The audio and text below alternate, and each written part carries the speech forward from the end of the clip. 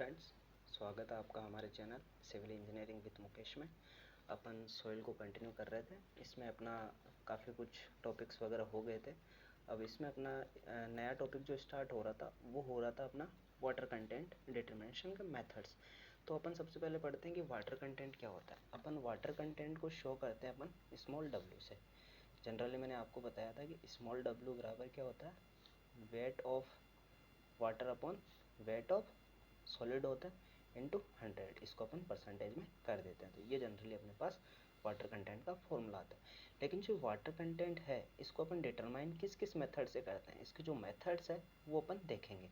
Water content के methods अपन देखेंगे, ठीक है। अब अपन चलते हैं वाटर कंटेंट डिटरमिनेशन। ये भी बोल रहा है water content effect the behaviour of soil specially for fine grained soil. मतलब ये कहना चाह रहा है जो वाटर कंटेंट है वो सॉइल के बिहेवियर को इफेक्ट कर रहा है, और स्पेशली कौन सी सॉइल को, फाइन ग्रैंड सॉइल को। क्योंकि फाइन ग्रैंड सॉइल है ना, उसमें अपने पार्टिकल्स है ना वो बहुत बारीक होते हैं, उसकी वजह से उसमें जो वाटर होल्डिंग कैपेसिटी होती है वो बहुत ज़्यादा होती है। और ये नेक्स्ट लाइन बोल रहा है water content should be determine just after receiving the sample. अब जो जैसे ही अपन ने कोई सैंपल कलेक्ट किया या कोई भी अपन ने सैंपल कलेक्ट किया, उसके जस्ट आफ्टर ही अपन को वाटर कंटेंट को डिटरमाइन करना। क्योंकि जब अपन कुछ टाइम ले लेते हैं उसके बाद में क्या होता है कि जो कुछ कुछ सॉइल ऐसी होती है कि जो अपने इन्वायरमेंट में से, जो इन्वायरमेंट है उसमें से क्या है कि वो उसको वाटर को या फिर कुछ भी जो ह्यूमिडिटी है उसको रीऑब्जर्व कर लेती, उसकी वजह से अपना वाटर कंटेंट है वो बढ़ भी जाता है और अपना एक मतलब सही वे में नहीं आ पाता है। तो इसको इसलिए अपने को क्या करना चाहिए कि वाटर कंटेंट हमेशा हमेशा water content just after sample के जस्ट आफ्टर ही अपने को कर लेना चाहिए। अब अपने पास जो वाटर कंटेंट है उसके मेथड कौन कौन से वो चीज़ अपन देख लेते हैं। वाटर कंटेंट के जो जनरली मेथड है जैसे ऑन ड्राइंग मेथड हो गया, पिग्नोमीटर मेथड हो गया, सैंड बाथ मेथड हो गया, कैल्शियम कार्बाइड मेथड हो गया, और अपना ये जो वाटर ओवन ड्राइंग हो गया, वाटर कंटेंट ओवन ड्राइंग हो गया, सैंड बाथ है, एल्कोहल मेथड है, इंफ्रारेड टॉर्जन बैलेंस मेथड है, कैल्शियम कार्बाइड मेथड है, पिग्नोमीटर मेथड है, रेडिएशन मेथड है और न्यूक्लियर मेथड है। अब देखो जनरली क्या है कि ये 7 मेथड है अपने पास। वाटर कंटेंट के कितने मेथड है अपने पास, 7 मेथड है, जिनमें अपने को ये ध्यान रखना है कि जो ओवन ड्राइंग मेथड है, सैंड बाथ मेथड है, एल्कोहल मेथड है और इंफ्रारेड टॉर्जन बैलेंस मेथड है और कैल्शियम कार्बाइड मेथड, ये जो अपने जो ये 5 मेथड है स्टार्टिंग, ये अपने जो पाँचों मेथड है ये अपने इंक्लूड है किसमें, IS 2720 पार्ट सेकंड में। तो जनरली आपको ये ध्यान रखना है कि ये जो पाँचों मेथड है ये किसमें है, IS 2720 पार्ट सेकंड में। लेकिन अपने को ये चीज़ ध्यान रखनी है जो 2 मेथड और है अपने वाटर कंटेंट के, पिग्नोमीटर मेथड और रेडिएशन मेथड। और इस जो रेडिएशन मेथड है इसको अपन क्या बोलते हैं, न्यूक्लियर मेथड भी बोलते हैं। ये अपने जो दोनों मेथड है ये अपने IS 2720 में इंक्लूड नहीं है। ये IS 2720 पार्ट सेकंड में इंक्लूड नहीं है। किसके लिए, वाटर कंटेंट के लिए। ये चीज़ अपने को ध्यान रखनी है कि जो पिग्नोमीटर मेथड है और रेडिएशन मेथड है ये दोनों मेथड अपने IS 2720 पार्ट सेकंड में वाटर कंटेंट के लिए बताया गया नहीं है इनके लिए। तो इनका क्या है कि जनरली है ना, जो अपना पिग्नोमीटर मेथड है, पिग्नोमीटर मेथड है ना, इसका मैं अपन आगे भी डिस्कस करेंगे। थोड़ा सा इसका डिस्कस करने से पहले इसके बारे में बता देता हूँ। जो पिग्नोमीटर जो मेथड है ये वाटर कंटेंट डिटर्मिनेशन के साथ साथ में क्या करता है, ये अपना जो स्पेसिफिक ग्रेविटी है उसके लिए भी है। तो इसको जनरली है ना इसके लिए पूछा भी जाता है कि जो पिग्नोमीटर मेथड है वो अपना कौन से कोड में है, IS 2720 पार्ट 3 में। तो आपको ये ध्यान रखना है। और ये भी ध्यान रखना है कि IS 2720 पार्ट 3 में किसके लिए, ये स्पेसिफिक ग्रेविटी के लिए, ना कि वाटर कंटेंट के लिए। जबकि इसको अपन वाटर कंटेंट के लिए भी यूज करते हैं। और ये जनरली किसके लिए यूज होता है, कोर्स ग्रेन सॉइल के लिए यूज होता है। ये चीज़ आपको ध्यान रखनी है। अब अपन जो वाटर कंटेंट के मेथड है जैसे ओवन ड्राइंग मेथड हो गया, सैंड बाथ मेथड हो गया, कैल्शियम कार्बाइड मेथड हो गया, और जो अभी जो अपन ने 7 मेथड पढ़े उनको अपन एक एक करके पढ़ेंगे। सबसे पहले अपन लेते हैं oven drawing method. Oven drawing method के बारे में मैं आपको स्टार्ट करने से पहले ये बता देता हूँ कि ये अपना मोस्ट एक्यूरेट मेथड है। और ये मोस्ट एक्यूरेट मेथड क्यों है, क्योंकि इसके लिए इसमें क्या है कि जो टेम्परेचर पर जो कंट्रोल होता है वो बहुत अच्छा है। क्योंकि अपन ओवन में क्या करेंगे, टेम्परेचर को अपन कंट्रोल कर लेंगे, और इसके लिए एक स्पेसिफाइड टेम्परेचर भी दिया गया है कि मतलब कितने डिग्री सेल्सियस से कितने डिग्री सेल्सियस तक अपने को टेम्परेचर को रखना है। और जो टेम्परेचर की रेंज दी हुई है यदि उससे कम होगा तो क्या हो जाएगा, और उससे ज़्यादा होगा तो क्या हो जाएगा। इस पर जनरली क्वेश्चंस पूछे जाते हैं। तो ठीक है, अपन अपना फर्स्ट मेथड पढ़ते हैं। कौन सा? Oven drawing method. Oven drawing method को आपको बता ही दिया, मोस्ट एक्यूरेट मेथड है। मोस्ट एक्यूरेट मेथड के साथ साथ में ये क्या है, एक लेबोरेटरी मेथड है। ये कौन सा मेथड? आपको ये ध्यान रखना, जो ओवन ड्राइंग मेथड है ये एक स्टैंडर्ड लेबोरेटरी मेथड है और ये एक मोस्ट एक्यूरेट मेथड है। इसमें क्या होता है कि जो अपनी टेम्परेचर रेंज है, टेम्परेचर रेंज है 110 degree plus minus 5 degree Celsius, और एक दूसरी रेंज दे रखी है 105 डिग्री से 110 डिग्री सेल्सियस। देखो ये जो दोनों है, दोनों रेंज अलग अलग है। एक तो अपना पास 110 degree plus minus 5 degree Celsius, ये कौन से कोड के अकॉर्डिंग है? IS 2720 पार्ट सेकंड के अकॉर्डिंग, IS 2720 पार्ट सेकंड के अकॉर्डिंग। लेकिन जो दूसरी रेंज दे रखी है वो कौन सी दे रखी है? 105 डिग्री से 110 डिग्री सेल्सियस। ये कौन से कोड के अकॉर्डिंग है? IS 2720 part 3। तो ये जनरली ध्यान रखना। लेकिन जो नॉर्मली है, जो अपने को पेपर में अभी तक जो देखा गया है, ये वाली वैल्यू ज़्यादा पूछी जाती है। कौन सी वाली? 105 डिग्री से 110 डिग्री सेल्सियस वाली। लेकिन जब भी इन दोनों में से कोई सी भी जब भी दोनों में से कोई सी वैल्यू आती है जनरली, हालांकि अपने को तो पूछी कौन सी जाती है? 105 से 110 डिग्री सेल्सियस वाली पूछी जाती है। और वो कौन से कोड के अकॉर्डिंग होती है? वो होती है अपने IS 2720 पार्ट 3 के अकॉर्डिंग। लेकिन जब भी ये वैल्यू, यदि मान लो ये दोनों वैल्यू आ गई पेपर में, हालांकि ऐसा होता नहीं है, फिर भी मान लो दोनों वैल्यू आ गई, तो अपने को कौन सी वैल्यू प्रीफर करनी है? 105 degree plus minus 5 degree Celsius वाली वैल्यू को अपने को प्रीफर करना है। ये चीज़ अपने को विशेष तौर से ध्यान रखनी। हालांकि जनरली पेपर में पूछी कौन सी जाती है? 105 डिग्री से 110 डिग्री सेल्सियस। लेकिन यदि दोनों आ जाती है तो अपने को कौन सी प्रीफर करना? 110 degree plus minus 5 degree Celsius. कौन से कोड के अकॉर्डिंग? IS 2720 part second. और 105 डिग्री से 110 डिग्री सेल्सियस जो वाली वैल्यू है वो अपनी किसके अकॉर्डिंग है? IS 2720 पार्ट थर्ड के अकॉर्डिंग। ठीक है, नेक्स्ट चलते हैं, इसके बारे में और चीज़ें पढ़ लेते हैं। जो टाइम रिक्वायर्ड है ओवन ड्राइंग को करने के लिए, सीधा सा क्वेश्चन पूछा जाता है कि टाइम इसका कितना है? 24 घंटे। ये चीज़ ध्यान रखनी है, 24 घंटे है इसका टाइम रिक्वायर्ड। और ये अब इसमें है ना, जो नॉर्मल सोइल है, नॉर्मल सोइल के लिए तो मैंने आपको टेम्परेचर बताया कि जो नॉर्मल सोइल है उसके लिए अपना, इसके लिए जो टेम्परेचर है वो 105 डिग्री से 110 डिग्री सेंटीग्रेड होता है। और दूसरा टेम्परेचर क्या? 110 degree centigrade plus minus 5 degree centigrade. उन दोनों में से मैंने आपको ये भी बता दिया कि अपने को कौन सा वाला प्रीफर करना है, वो वाली चीज़ ध्यान रखनी। अब जब भी अपन ओवन ड्राइंग मेथड कर रहे हैं, जब भी अपन ओवन ड्राइंग मेथड कर रहे होते हैं, तो उसमें यदि मान लो कि उस सोइल में ऑर्गेनिक मैटर है, ऑर्गेनिक मैटर हो जाता है, तो उस केस में क्या करते हैं कि अपन टेम्परेचर को है, जो मैक्सिमम टेम्परेचर है वो 60 डिग्री सेंटीग्रेड रखते हैं। कितना डिग्री सेंटीग्रेड रखते हैं? 60 डिग्री सेंटीग्रेड है।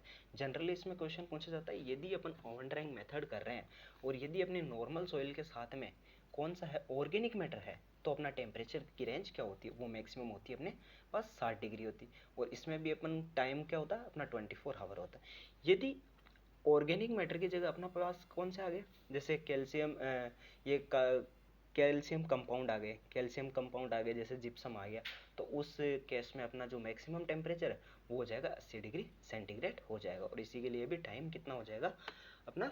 24 घंटे ही होता है। ये जनरली आपको ध्यान रखना है कि जो ओवन ड्राइंग मेथड है उसके लिए अपना टेम्परेचर 24 घंटे, टेम्परेचर सॉरी, टेम्परेचर गलत बोल गया, टाइम 24 आवर होता है। यदि ऑर्गेनिक मैटर है तो 60 डिग्री सेंटीग्रेड, यदि नॉर्मल सोइल है 105 डिग्री से 110 डिग्री, या फिर 110 degree plus minus 5 degree centigrade होता है। और वो दोनों मैंने बता दिया कब प्रिपेयर करना।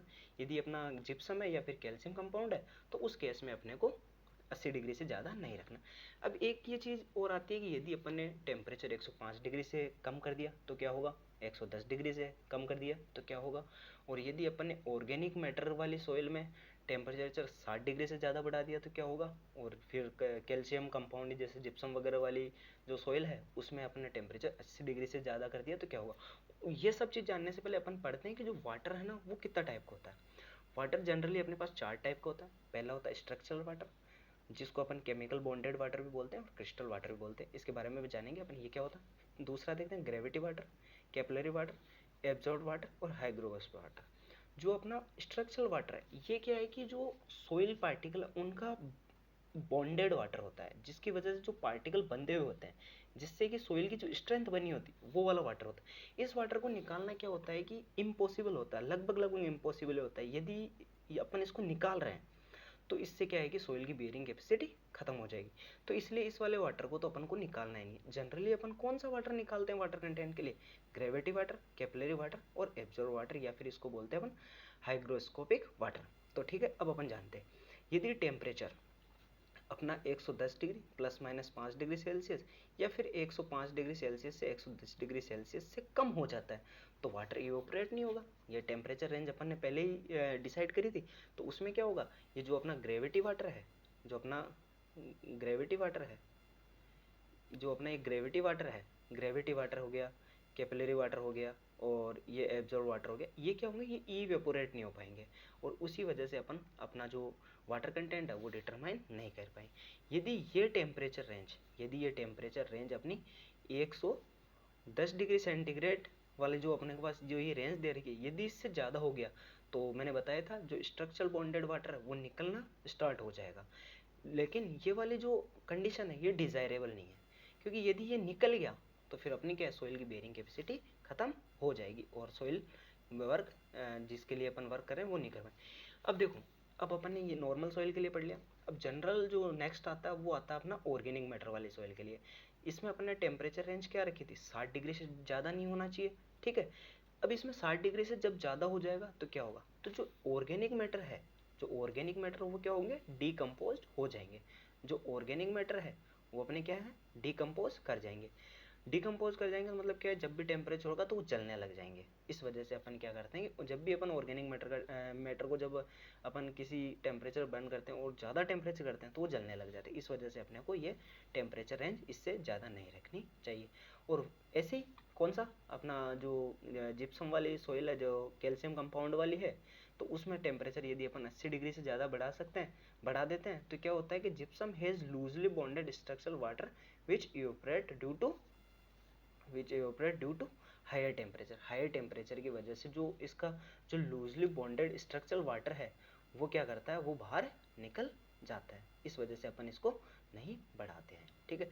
अब इसमें देखो जनरली प्रोसेस क्या होता है, ये अपन ने देख लिया, ये इसके क्राइटेरियाज थे, ये देखें। अब इसमें प्रोसेस क्या होता है वो चीज़ अपन देखते हैं। प्रोसेस में क्या होता है कि अपन एक कंटेनर लेते हैं, एक खाली कंटेनर लेते हैं, उसका वेट अपन मान लेते हैं W1 और दूसरा पहले तो अपन ने कंटेनर ले लिया जिसका अपन ने वेट मान लिया W1, ठीक है। अब जो खाली कंटेनर था उसमें क्या करा अपन ने, सोइल को, जो वेट सोइल है, गीली सोइल है, उसको ऐड कर दिया। तो इस वाले को जो खाली कंटेनर है प्लस सोइल का वेट जो है उसको अपन ने एक जगह ले लिया, इसको मान लिया अपन ने W2, ठीक है। फिर तीसरी कंडीशन में क्या करा है कि अपन ने जो ये है अपना जो सेकंड कंडीशन थी जिसमें अपन ने जो कंटेनर लिया उसमें जो सोइल भरी, उसको अपन ने क्या रखा, ओवन में रख दिया। ओवन में रखने के बाद में क्या होगा, वो वाटर निकल जाएगा। वाटर निकलेगा तो अपन फिर क्या करेंगे, जो कंटेनर है कंटेनर का वेट अपन पहले ले लेंगे। अब जो कंटेनर में जो सोइल थी उसका वेट ले लेंगे और जो अपन ने सोइल डाली थी उसका वेट अपन ने पहले ले लिया होता है। तो उसमें से क्या होता है कि जो सोइल अपन जो ओवन से निकली हुई होती है उसको क्या करते हैं, अपन बाहर लाते हैं और उसका वेट करते हैं और उसका वेट करने के बाद में अपन देखते हैं कि जो पहले कितना वेट था और बाद में कितना वेट था। तो उससे अपने को पता चल जाता है कि भाई मतलब जो सॉलिड है उसका वेट कितना है। तो अपन क्या करते हैं, जनरली क्या होता है, जो W3 जो अपना वेट आया वो क्या था, कंटेनर प्लस किसका, जो ड्राई सोइल है उसका आया।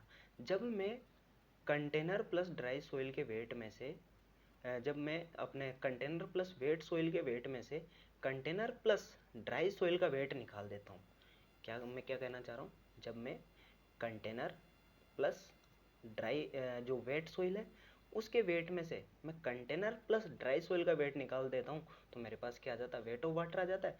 और अब मेरे पास वेट ऑफ सॉलिड कैसे आएगा, जो W1 है वो ओनली मेरे पास क्या है, वेट ऑफ कंटेनर है। जब मैं उसमें से W3 में से उसको मैं माइनस कर देता हूँ, मतलब जो अपना weight of container plus wait of solid है उसमें से मैं केवल कंटेनर का वेट निकाल देता हूँ तो मेरे पास सॉलिड का वेट बच जाता है। तो इससे क्या होगा, अपने पास ये क्या हो जाएगा, weight of water upon weight of solid आ जाएगा। और जब अपन उसको 100 से मल्टीप्लाई कर देंगे तो ये अपने पास क्या आ जाएगा, वाटर कंटेंट आ जाएगा। और मैंने आपको बताया था कि जनरली वाटर कंटेंट अपन इसको किस में करते हैं, परसेंटेज में अपन इसको लेते हैं। ये जो अपना ओवन ड्राइंग मेथड है वो सभी सॉइल के लिए सूटेबल है। इसकी जनरली सूटेबिलिटी पूछी जाती है कि जो ओवन ड्राइंग मेथड है वो अपने पास कौन से सॉइल के लिए सूटेबल है, सभी सॉइल के लिए सूटेबल, क्योंकि इसमें क्या जो टेम्परेचर कंट्रोल है वो टेम्परेचर कंट्रोल है, इस वजह से अपन कर सकते। क्योंकि ओवन में ऐसा होता है कि अपन उसमें टेम्परेचर कंट्रोल कर सकते हैं, ये एक टेम्परेचर कंट्रोलिंग डिवाइस होती है। तो ये अपना हुआ आज वाटर कंटेंट डिटर्मिनेशन का पहला मेथड, कौन सा, ओवन ड्राइंग मेथड। अब ऐसे ऐसे करके अपन डेली एक एक लेक्चर में एक एक इसका जो है वो मेथड्स है वो पढ़ते जाएंगे। आई होप आज आपको ये अच्छे से समझ में आएगा। Thank you. और ऐसे ही अपन नए नए लेक्चर लाते रहेंगे। And once again thank you.